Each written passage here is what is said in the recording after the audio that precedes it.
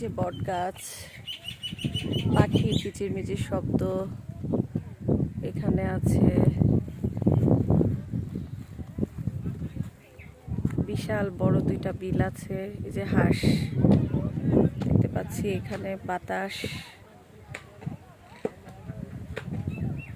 ওখানে আছে চা খাওয়ার জন্য নানা রকম খাবারের আইটেম রয়েছে। ওখানে হোমনার ইকো পার্কে চলে এসেছি, অনেক বাতাস, এখানে বসার জায়গা আছে, অনেক সুন্দর, সব মিলিয়ে খুবই চমৎকার পরিবেশ। মাশাআল্লাহ, বাতাস মন জুড়িয়ে যায়, প্রাণ জুড়িয়ে যায়।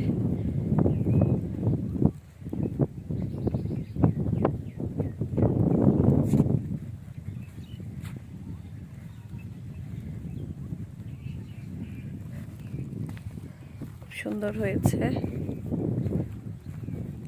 যে ওখানে দেখতে পাচ্ছি গোসল করছে, ওখানে বাড়িঘর, পরে নীল আকাশ, এই যে বট গাছ।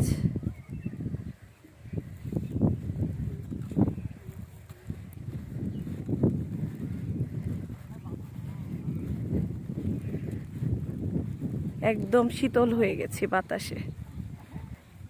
একটু আগে চা খেয়ে আসলাম, ওখানে পাকিস্তানি একটা ভালো চা পাওয়া যায়। অন্যান্য খাবারও আছে, ওগুলো খাওয়ার সুযোগ হয়নি, আজকেই প্রথম এসেছি।